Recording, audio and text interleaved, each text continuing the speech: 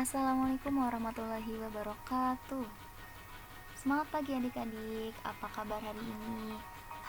Semoga sehat selalu ya. Pada pertemuan kali ini kita akan melanjutkan bahasan materi ke bab selanjutnya, yaitu tentang tanah dalam keberlangsungan kehidupan. Sebelumnya, coba deh perhatikan foto berikut. Mungkin tidak asing ya ini di mana. Pertanyaannya adalah, apakah adik-adik pernah menanam tanaman? Di mana adik-adik menanamnya? Lalu, apakah penting menanam tanaman itu? Apakah tanaman akan tumbuh subur pada media pasir? Nah, untuk menjawabnya, silakan adik-adik pause video ini dan jawab masing-masing ya. Atau, ada pertanyaan lagi. Nah, pernahkah adik-adik melihat orang yang sedang membajak sawah? Untuk apa ya tujuan sawah itu dibajak? Apakah kegiatan membajak sawah merupakan salah satu cara untuk menyuburkan tanah? Lalu bagaimana proses pembentukan tanah? Sebenarnya komponen apa saja sih yang berperan dalam menyediakan nutrisi di tanah bagi tumbuhan? Silakan jawab lagi dengan mempause video ini. Adakah peran penting yang lain dari tanah di kehidupan sehari-hari? Pasti banyak ya. Coba adik-adik jawab masing-masing. Oke, bahasan materi kita pada hari ini itu mencakup 3 bagian besar, yaitu tentang peran tanah dan organisme tanah bagi keberlangsungan kehidupan. Yang kedua, proses pembentukan tanah, komponen penyusun tanah. Yang ketiga, upaya menjaga kelestarian tanah. Nah, subbabnya ada peran tanah bagi kehidupan, peran organisme tanah, proses pembentukan tanah, komponen tanah, pengelolaan tanah, upaya menjaga kelestarian tanah maksudnya. Oke, kita langsung masuk ke bahasan yang pertama saja ya, yaitu peran tanah bagi kehidupan. Tempat hidup berbagai, peran tanah yang pertama adalah sebagai tempat hidup berbagai tumbuhan. Nah, tumbuhan ini tidak dapat berpindah-pindah untuk mencari kebutuhan hidupnya. Oleh karena itu, tanah harus mampu menyediakan segala keperluan hidup bagi tumbuhan agar dapat terus tumbuh dan menghasilkan buah yang sangat bermanfaat. Kemudian peran tanah bagi kehidupan yang kedua adalah sebagai tempat hidup hewan dan bakteri. Nah, tanah ini berfungsi sebagai tempat hidup berbagai macam hewan. Selain hewan, dalam tanah juga terdapat bakteri. Nah, jumlah organisme di dalam ataupun di atas tanah bisa bermiliar-miliar loh. Wah, banyak sekali ya. Selanjutnya, peran tanah bagi kehidupan adalah sebagai penunjang kesehatan dan penyedia keperluan manusia. Berbagai aktivitas manusia yang dilakukan di atas tanah, seperti rumah yang dibangun di atas tanah, sebagai tempat bermain, membuat kerajinan, bahkan menjadi sumber bahan tambang seperti timah, emas, dan batu bara.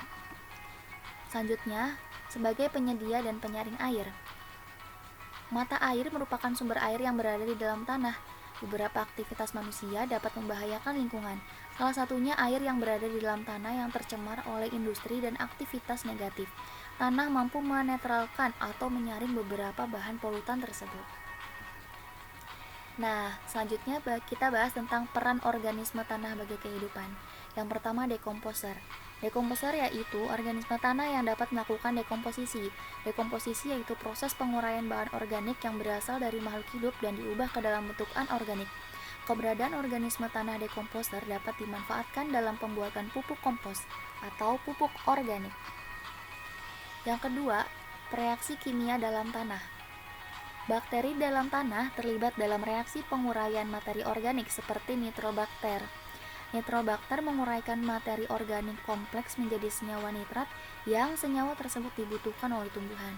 Selain itu, ada mikoriza, yaitu jamur yang bersimbiosis dengan tumbuhan untuk meningkatkan kemampuan menyerap fosfor. Selanjutnya, sebagai pengurai polutan dalam tanah. Organisme tanah menguraikan bahan kimia yang masuk ke tanah, misalnya herbisida.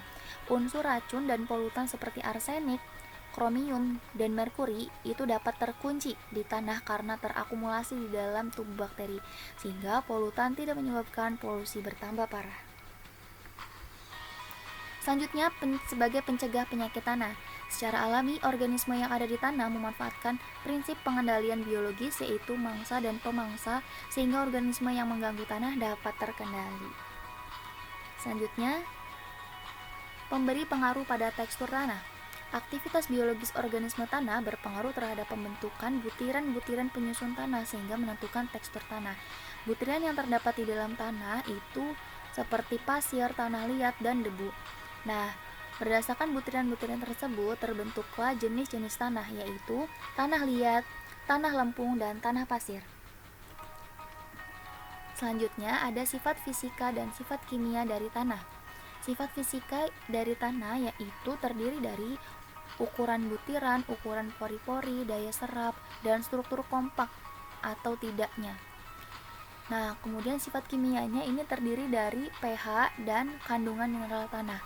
Nah, sifat tanah ini akan memengaruhi kemampuannya dalam menyediakan nutrisi dan air yang sangat dibutuhkan oleh tumbuh-tumbuhan. Sifat fisika yang pertama ya, berdasarkan jenis tanah tadi dibagi menjadi 3, yaitu ada tanah liat. Nah, tanah liat ini tersusun atas butiran-butiran yang sangat kecil, yaitu kurang dari 0,002 mm. Kemudian memiliki struktur yang kompak dan memiliki pori-pori kecil yang tidak saling terhubung. Sifat tanah liat yang demikian menyebabkan tanah liat lebih banyak menyimpan atau menahan air. Nah, kemudian jenis tanah yang kedua adalah tanah pasir.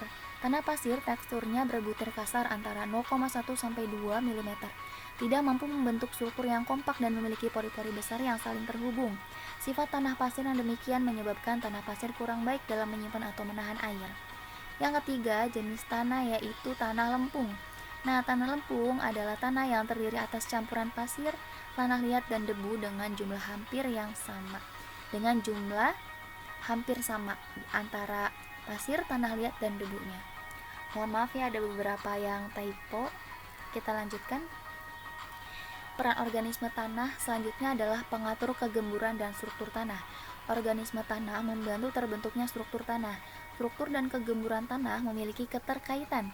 Organisme tanah membuat pori-pori tanah sehingga dapat menggemburkan tanah dan memungkinkan udara masuk ke dalam tanah, atau disebut aerasi tanah.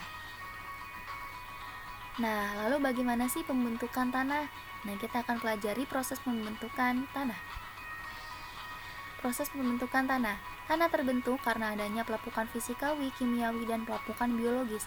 Faktor fisik yang memengaruhi pelapukan itu seperti iklim, sinar matahari, dan curah hujan. Pelapukan secara biologis terjadi oleh adanya aktivitas mikroorganisme tanah. Jenis vegetasi tumbuhan juga memengaruhi proses pembentukan tanah. Nah, kemudian ada lapisan-lapisan tanah. Lapisan tanah terdiri dari 4 lapisan. 4 lapisan tersebut adalah horizon A, horizon B, horizon C, dan horizon D. Bagian atau lapisan yang paling atas itu disebut horizon A. Ya, merupakan lapisan teratas, terdiri atas campuran dari pelapukan batuan dengan berbagai tekstur, organisme hidup, dan zat organik. Nah, di bawah lapisan horizon A itu terdapat lapisan horizon B. Nah, horizon B ini merupakan lapisan yang memiliki kandungan zat organik lebih sedikit dibandingkan dengan lapisan di atasnya.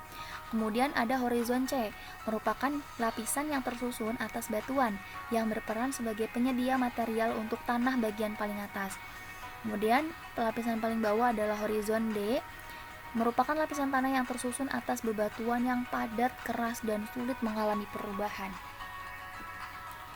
Nah, proses pembentukan tanah lebih detailnya yaitu yang pertama, tanah ini bermula dari batuan lalu mengalami pelapukan fisika, kimia, dan biologis.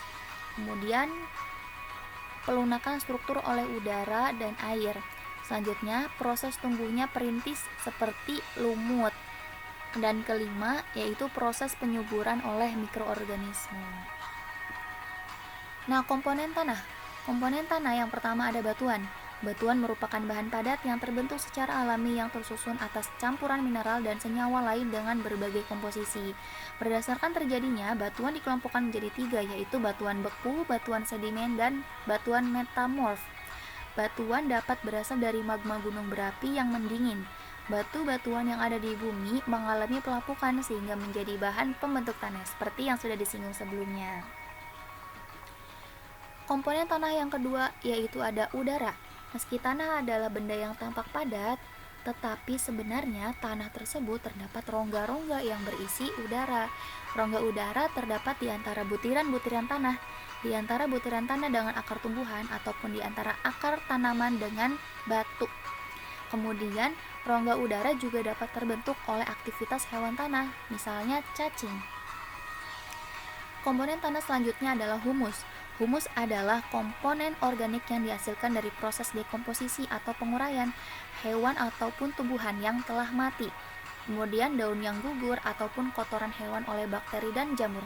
Humus adalah tanah yang subur yang memiliki tekstur gembur dan memiliki banyak pori-pori, sehingga memungkinkan terjadinya pertukaran udara. Tanah harus mampu mempertahankan air sehingga tanah selalu lembab. Tanah humus juga mengandung mineral-mineral dan nutrisi yang penting bagi pertumbuhan tumbuhan. Komponen tanah yang lain yaitu ada air, mineral, dan komponen organik. Air. Makhluk hidup yang hidup di tanah pada umumnya butuh kelembapan tanah. Kelembapan tanah disebabkan keberadaan air di dalam tanah. Tumbuhan juga membutuhkan air.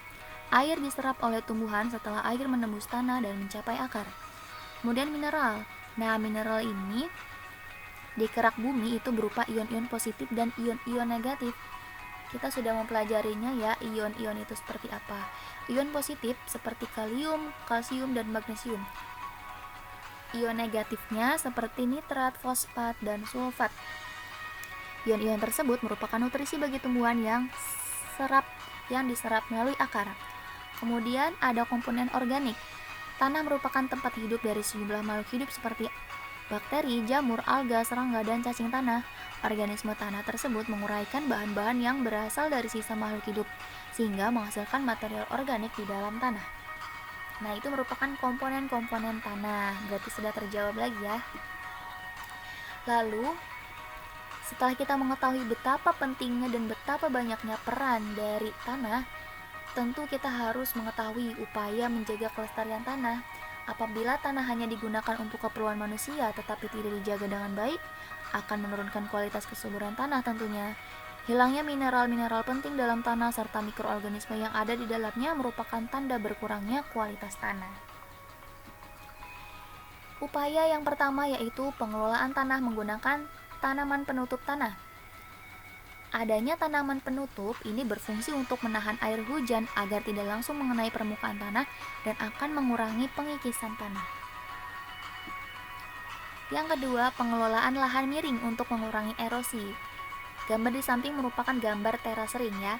Itu dibuat dengan penterasan lahan miring, yaitu mengubah permukaan tanah yang miring menjadi bertingkat-tingkat yang bertujuan untuk mengurangi panjang lereng dan memperkecil kemiringan lereng sehingga memperlambat kecepatan aliran air di permukaan. Selanjutnya, yaitu mengurangi penggunaan pupuk kimia. Apabila pemumpukan kimia ini dilakukan secara terus-menerus dan berlebihan, ini akan berpotensi mencemari tanah. Nah, upaya untuk menanggulanginya yaitu dengan menggunakan pupuk organik. Ya, pupuk dari bahan-bahan organik seperti sisa-sisa sayuran, kemudian cangkang telur, dan lain-lain. Selanjutnya yaitu pengolahan tanah yang tepat untuk pertanian monokultur. Lahan yang ditanami satu jenis tumbuhan cenderung mengurangi keanekaragaman hayati pada lahan tersebut, termasuk mikroorganisme di dalam tanah. Untuk menanggulanginya dilakukan pergiliran tanaman. Dan upaya yang terakhir yaitu daur ulang sampah yang sulit terurai.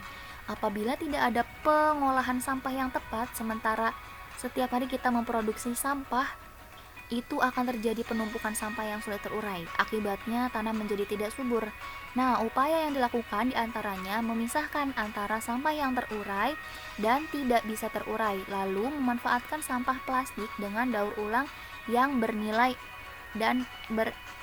ekonomis. Seperti gambar di samping, itu merupakan pemanfaatan botol plastik yang dijadikan sebagai tempat sampah. Ya, memanfaatkan kreativitas dari diri kita masing-masing. Oke. Awesome word. Thank you. Terima kasih banyak. Mohon maaf atas segala kekurangan. Apabila ada pertanyaan, silakan disampaikan melalui WA group atau secara personal kontak. Sekali lagi terima kasih banyak atas perhatiannya. Kurang dan lebihnya mohon maaf. Wassalamualaikum warahmatullahi wabarakatuh.